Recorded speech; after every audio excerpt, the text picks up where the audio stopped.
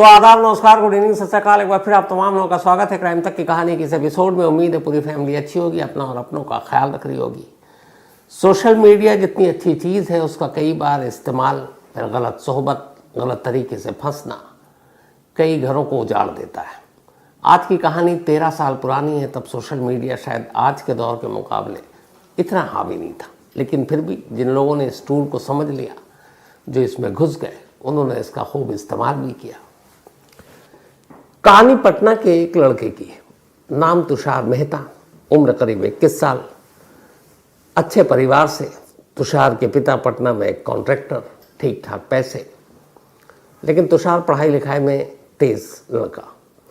Engineer बनना उसका ख्वाब था और इसी ख्वाब को पूरा करने के लिए उसने इंजीनियरिंग की पढ़ाई की, तैयारी की और आखिरकार बेंगलुरु के Shri Krishna institute of technology में उसे एडमिशन मिल गया। अब यहाँ से पास करते वो इंजीनियर बनता, घर वालों का सपना पूरा होता। लेकिन तभी एक तारीख आती है 16 जनवरी 2011। 16 जनवरी 2011 को बेंगलुरु से बहुत दूर तुषार के जो फादर थे, प्रमोद मेहता, वो अपने घर पर थे। तभी उनके पास एक फ़ोन आया उनके मोबाइल पर। फ़ोन करने वाले ने कहा कि आपका बेटा तुषार किडनैप हो चुका है और हमारे पास है। अगर आप उसको सही सलामत वापस चाहते हैं तो 10 लाख रुपए रैंसम आप लेकर बेंगलुरु पहुंच जाइए, और अगर आपने पुलिस को खबर की तो फिर तुषार को मार देंगे। चूंकि फ़ोन पे इस तरह की धमकी थी, माँ बाप परेशान, घबरा गए। उन्होंने अपने परिवार के क्लोज जो लोग थे उनके साथ डिस्कस किया और उसी दिन 16 जनवरी को ही प्रमोद मेहता पैसों का इंतज़ाम कर पटना से फ्लाइट पकड़कर बेंगलुरु पहुंच जाते हैं। बेंगलुरु पहुंचने के बाद वो सबसे पहले तुषार का एक दोस्त जो उसके साथ रहा करता था, आयुष्मान लाल, पहले से ही जानते थे, दोनों ने इंजीनियरिंग की कोचिंग भी साथ की थी। जाकर प्रमोद मेहता उससे मिलते हैं और पूछते हैं कि तुषार कहाँ है। तो आयुष्मान बताता है कि तुषार को आखिरी बार उसने 14 जनवरी को देखा था। रैंसम कॉल 16 जनवरी को आया था। तो उसने बताया कि 14 जनवरी को वो एक मॉल में गया था। वहाँ 2 बहनें थीं, 2 लड़कियाँ 19-20 साल की। तो उन्हीं के साथ वो बैठा था, मैं भी उसी के साथ था। उसके बाद अचानक तुषार ने मुझसे कहा कि तुम रूम पर वापस चलो, मैं थोड़ी देर में आता हूँ। और उसके बाद वो नहीं आया। फिर जब रात हो गई तो मैंने उसे कॉल किया, मोबाइल स्विच ऑफ। अगले दिन सुबह भी कॉल किया, मोबाइल स्विच ऑफ। तो मुझे परेशानी हुई, फिर लगा कि शायद लौट आएगा, और इसीलिए मैंने आप लोगों को, घर वालों को फ़ोन भी नहीं किया कि आप परेशान ना हो जाएं। लेकिन वो लौटा नहीं और 2 दिन बाद 16 जनवरी को आखिरकार तुषार के फादर के मोबाइल पर कॉल आ गया। अब जब ये बात सुनी और उन्हें पता चला कि 2 लड़कियां थीं, तो फिर टेंशन भी हुई, ये भी हुआ कि पैसे देने, बच्चा मिले कि नहीं मिले, और पुलिस को बताऊं तो कहीं वो बच्चे को मार ना दें। ये सारी कश्मकश जहन में चल रही है। फिर उन्होंने सोचा क्या करूं, घर वालों से सलाह मशवरा किया और आखिरकार उन्होंने कहा कि चूंकि प्रमोद मेहता को कोई जानता नहीं था, बेंगलुरु, पटना के रहने वाले बेंगलुरु पहुंचे थे, तो उन्होंने फिर तय किया कि सही रास्ता कानून का रास्ता है और वो पुलिस में जाकर रिपोर्ट लिखाएंगे। जिस इलाके में तुषार रहा करता था, बेंगलुरु के, इत्तेफाक से उसी इलाके का पुलिस स्टेशन नया नया बना था। उससे पहले वो पुलिस स्टेशन वहाँ नहीं था, दूर हुआ करता था। तो नया पुलिस स्टेशन बना, तमाम नए पुलिस वालों की भर्ती हुई, तमाम नया थाना इंचार्ज आया। उन सब के लिए भी नई चीज़ कि नए पुलिस स्टेशन का उद्घाटन हुआ है कुछ दिन पहले ही। अभी वो पूरी तरह से सेटल भी नहीं हुए। अभी जो टीम दी गई है पुलिस वालों को, उसकी जान पहचान भी नहीं है आपस में एक दूसरे से, पर अब टीम की तरह मिलकर काम करना है। और इन कुछ दिनों के अंदर कोई ऐसा केस भी नहीं आया, तो अभी तो वो अपने आप को सब सेटल कर रहे थे पुलिस स्टेशन में। और तभी 16 जनवरी की रात को ही उनके डीसीपी का उस थाने के इंस्पेक्टर के पास, इंचार्ज के पास फ़ोन आया। उन्होंने कहा कि 1-2 लोग आपके पास आ रहे हैं, एक किडनैपिंग का केस है और इसे किसी भी कीमत पर सॉल्व करना है। थोड़ी देर के बाद प्रमोद मेहता अपने 1-2 रिश्तेदारों के साथ पुलिस स्टेशन में दाखिल होते हैं। वहाँ नया नया पुलिस इंचार्ज, इंस्पेक्टर, वो सारे लोग। अब उन्हें भी लगा कि यार अभी तो हम एक दूसरे को जानते नहीं, काम कैसे करना है, ये सब शुरुआत करनी है, इलाके को समझना है। और पहले ही किडनैपिंग केस, लेकिन फिर ये लगा कि चलो किडनैपिंग केस सॉल्व करेंगे तो कम से कम ये होगा कि इस थाने का नाम भी होगा।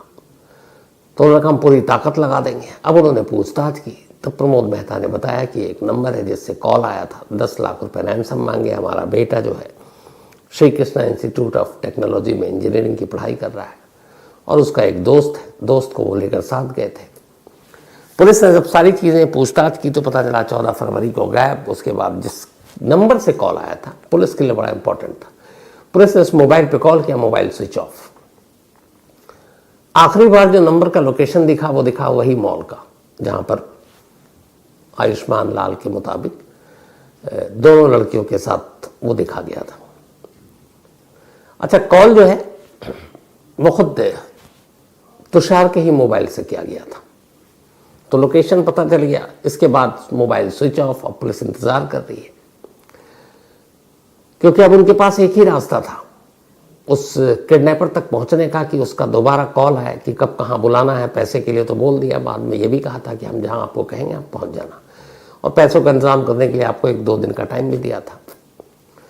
तो अब पुलिस की टीम लगातार, एक टीम अलग अलग तफ्तीश कर रही है, एक टीम फोन बजने का इंतजार कर रही है तुषार के बाप यानी कि प्रमोद मेहता का। पूरा दिन बीत गया, 17 जनवरी, फोन नहीं आया। पुलिस वाले परेशान भी कि पता नहीं क्या हो, लेकिन इत्तेफाक से नेक्स्ट डे 18 जनवरी को कॉल आया। कॉल तुषार के ही मोबाइल से था। फोन करने वाले ने कहा कि आप सिटी के रेलवे स्टेशन पर पैसे लेकर पहुंच जाइए और वहां हम आपको खुद ही देख लेंगे। उसने ये भी बताया कि आपके हाथ में एक ब्रीफ केस होना चाहिए, उस ब्रीफ केस में पैसा होना चाहिए, ब्रीफ केस इस कलर का होना चाहिए ताकि वो आपकी निशानी हो। अब ये बात पुलिस भी सुन रही थी। पिता घबरा भी रहे थे कि कहीं पुलिस को देखकर उनके बच्चे को कुछ कर ना दे। पुलिस वालों ने हौसला दिया, कहा आप बेफिक्र रहें, हमें कोई पहचानेगा भी नहीं, कोई भी पुलिस वाला वहाँ वर्दी में नहीं होगा, सब सादी वर्दी में, अलग अलग, कोई मुसाफिर के भेष में, कोई दुकानदार के भेष में इधर उधर बिखरा होगा। सारी प्लानिंग हो गई, कहा गया कि स्टेशन आना है, लेकिन उस वक्त टाइम नहीं बताया गया। अब ये तो है कि आज ही स्टेशन पहुंचना है, यानी कि 18 जनवरी 2011, पर वक्त के लिए दोबारा कॉल आएगा। अब पुलिस फिर इंतजार कर रही है और आखिरकार, लेकिन ये स्टेशन जब पता चला तो पुलिस ने अपने लोगों को सादी वर्दी में वहाँ अलग अलग स्पॉट पर बिठा दिया, और इस तरीके से कि डाउट ना हो।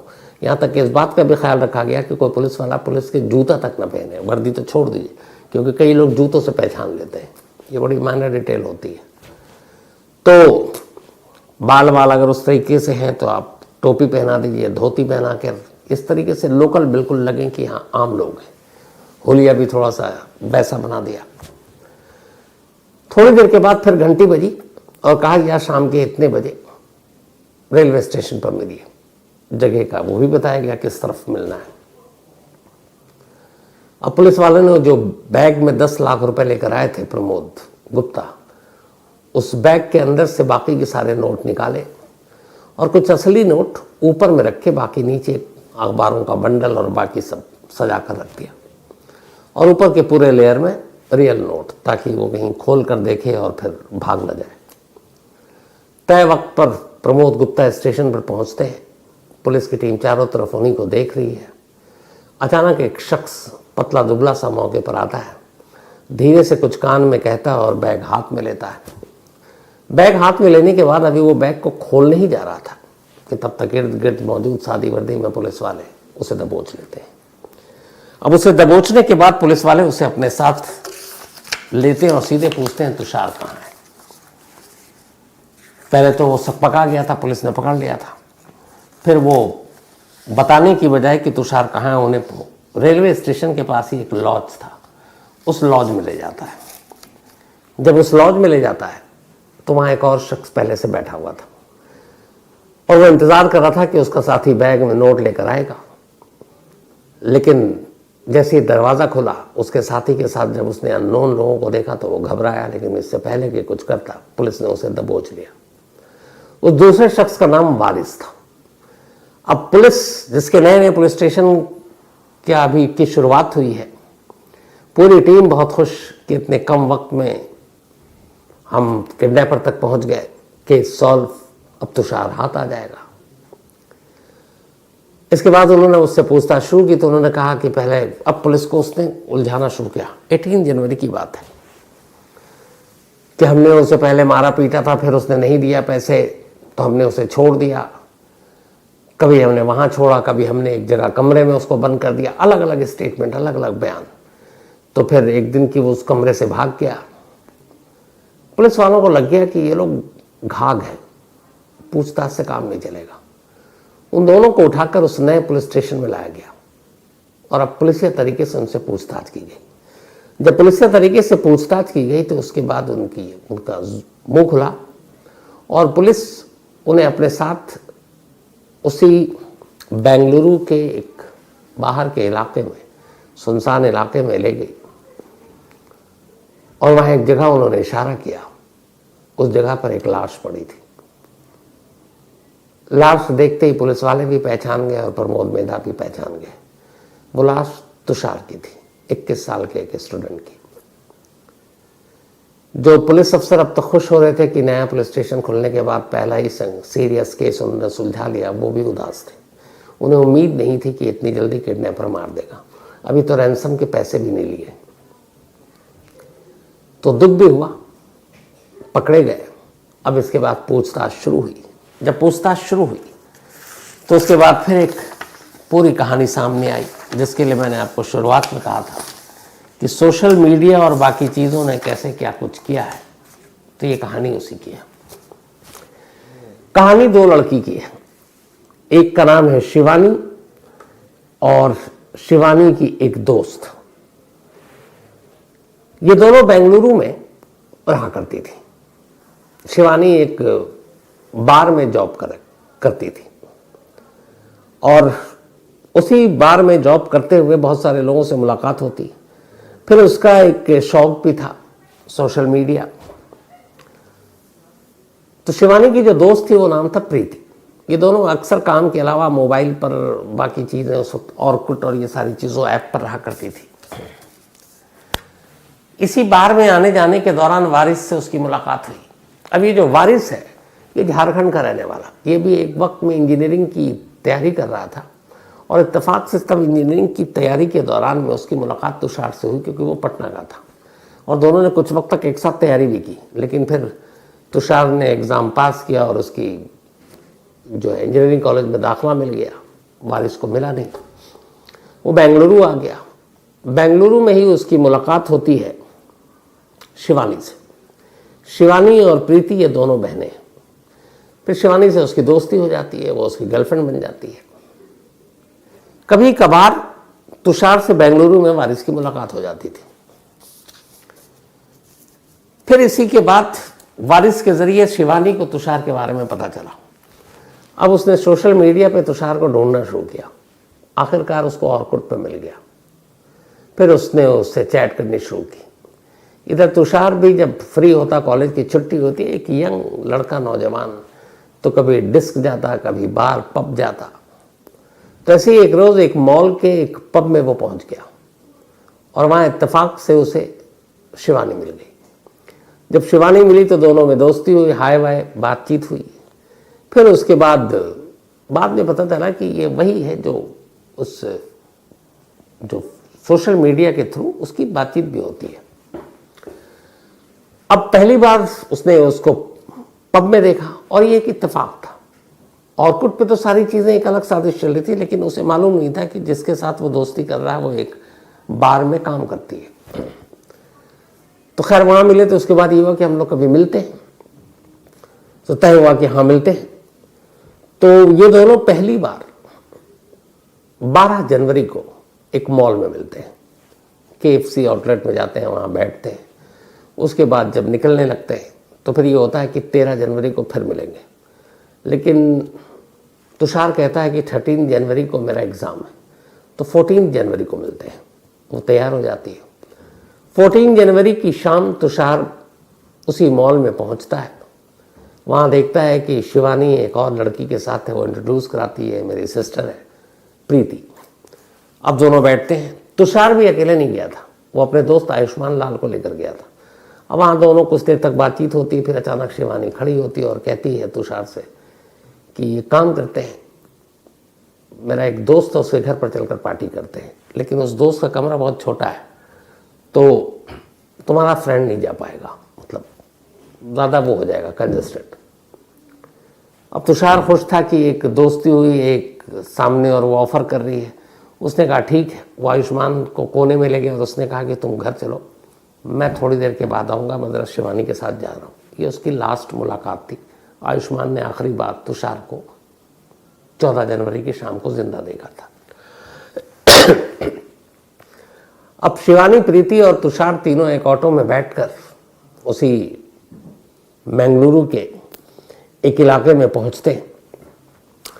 ये था अतुर लेआउट मेन रोड के पास।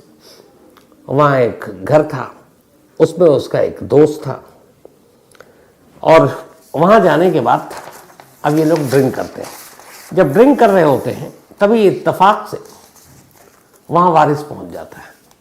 अब वारिस को देखकर तुषार चौंक जाता है, क्योंकि वारिस उसका कभी रूममेट था जब वो इंजीनियरिंग की पढ़ाई कर रहा था, और अचानक यहाँ। फिर जब बातचीत होती है तो उसे ये पता चलता है कि शिवानी का बॉयफ्रेंड तो वारिस है। ये उसके लिए और शॉकिंग। अब थोड़ा सा ऑकवर्ड लगता है तुषार को, और वो फिर ग्लास अपना ख़त्म करने के बाद कहता है मुझे जाना है, कल कॉलेज भी है। लेकिन वारिस उससे बैठा लेता है और ज़बरदस्ती 1-2 पैक पिलाता है, और फिर उससे कहता है कि एक गेम खेलते हैं, थोड़ा सी एक्टिंग करते हैं अलग अलग। 1-2 लोगों ने कुछ एक्टिंग दिखाई। उसने कहा तुम्हारी बारी है, तुम एक काम करो, अपने फादर को फ़ोन मिलाओ मोबाइल से, और ऐसे ही कहो कि एक सीन क्रिएट करो कि तुम यहाँ बेंगलुरु में एक जगह है और वहाँ तुम किडनैप हो गए हो और हमें 50 लाख रुपए चाहिए, आप भेज दीजिए। तो ऐसे डायलॉग मारो। नशे में था, लेकिन तुषार को लगा कि ये कुछ गड़बड़ है। उसने मना कर दिया। उसने 2-3 बार कहा गेम खेलो गेम खेलो। उसने जब मना किया तो वारिस को गुस्सा आया। उसने शराब की बोतल उसके सर पे दे मारी। दोनों लड़कियां वहाँ मौजूद थी और उसका एक और साथी। इसके बाद जब वो उसका विरोध करने लगा, चीखने चिल्लाने लगा, तो फिर उन सब ने मिलकर उसका गला घोट दिया। ये सब करने के बाद फिर उन्होंने उसकी लाश को एक बोरी में डाली और 2 व्हीलर पर बैठकर पीछे उसका जो साथी था, रोहित उसका नाम, बोरी में पीछे रोहित बैठा, बीच में लाश रखी, वारिस बाइक चला रहा है, और ले जाकर बेंगलुरु के बाहर एक सन्नाटे में उन्होंने उसकी लाश को फेंक दिया। लाश को फेंकने के बाद ये घर लौटते हैं। शिवानी और प्रीति घर में ही है। अब चारों कहते हैं कि ये क्या हो गया। वारिस कहता है यार हमारा प्लान डूब गया, वरना हम इसको किडनैप करके कहीं इसके फादर से बहुत सारे पैसे ले सकते थे, हमारी मजबूरियां भी दूर हो जाती। शिवानी, प्रीति भी कहती हाँ इतने पैसे आ जाते, तो अब क्या, अब तो उसको हमने मार डाला। तो वारिस कहता नहीं, कहानी ख़त्म नहीं हुई है। हम लोगों ने तुषार को मार दिया, ये सिर्फ हम जानते हैं, उसके घर वाले नहीं। उसने कहा उसी के फ़ोन से उसके घर वाले को फ़ोन करते हैं, लेकिन अभी नहीं, अभी 1 दिन उसको गायब रहने दो, घर वाले परेशान होंगे। इसके बाद उन्होंने 15 पूरे जनवरी का इंतज़ार किया। 16 जनवरी के दिन में फिर वारिस ने फ़ोन किया तुषार के फादर को और कहा कि 10 लाख रुपए आपके बेटे की रिहाई के लिए चाहिए, उसको किडनैप कर लिया। और फिर उसके फादर बेंगलुरु पहुंचते हैं। तो जब रोहित और वारिस अपना जुर्म कबूल कर लेते हैं, उनकी निशानदेही पर लाश बरामद हो जाती है, तब इस कहानी में इन दोनों लड़कियों का नाम सामने आता है। पुलिस की एक टीम जाती है। तब तक उन्हें पता चल चुका था कि रोहित और वारिस गिरफ्तार हो चुका है। वो बेंगलुरु छोड़कर मुंबई भाग गई थी, लेकिन फिर वारिस के ज़रिए उन दोनों का पता निकाला गया और मुंबई से उन दोनों को गिरफ्तार कर बेंगलुरु लाया गया।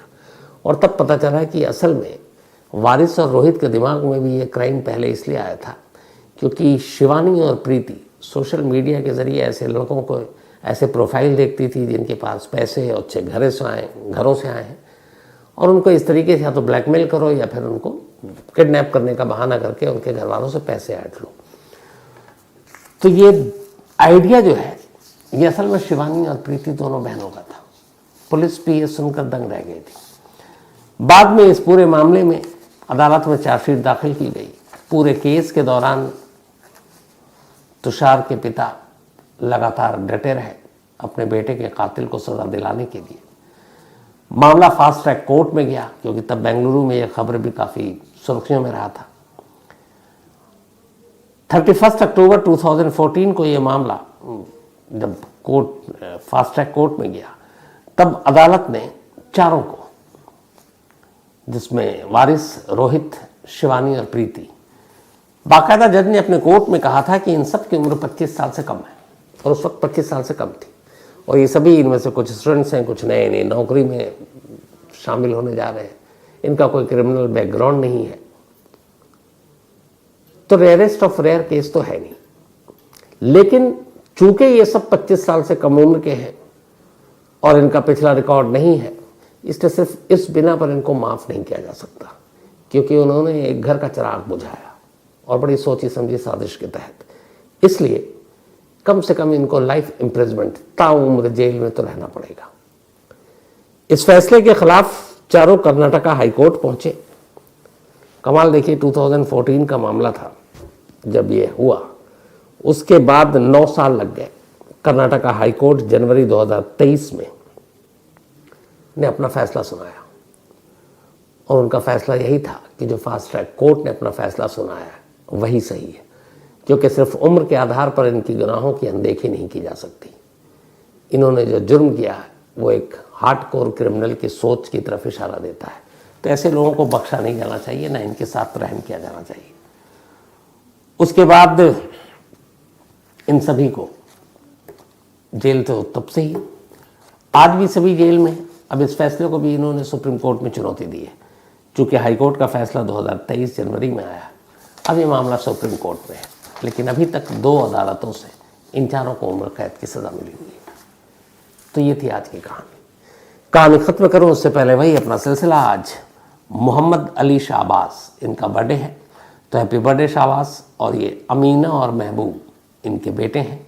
संतोष कुमार, इनका भी आज जन्मदिन है, हैप्पी बर्थडे संतोष, और ये समस्तीपुर से हैं। दीप्ति सुंदर बहेरो, इनका भी आज बर्थडे है, तो हैप्पी बर्थडे दीप्ति। साथ ही अमृत संघेरा, इनका भी आज जन्मदिन है, तो हैप्पी बर्थडे अमृत।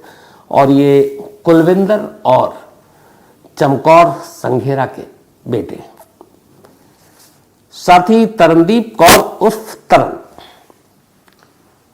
कुलविंदर जी तरन के पति हैं। अब कहानी सुनिए, आप में से कहीं तक फैमिली मेंबर के साथ हो सकता है, बहुत लोगों के साथ हुआ हो कल। तो कुलविंदर जी ने लिखा है कि मुझे आपसे एक हेल्प चाहिए, मुझसे यानी शम से। इनका कहना है कल वैलेंटाइन डे था और मैं भूल गया अपनी वाइफ यानी कि तरन को गिफ्ट देना, और अब वो सख्त नाराज़ है, तो इस नाराज़गी को दूर आप करवा दीजिए। तो मैं इतना ही कहूँगा कि मैं क्या दूर कराऊँ कुलविंदर भाई, ऐसे सिचुएशन में हम लोग भी फंस चुके हैं कई बार, मैं भी।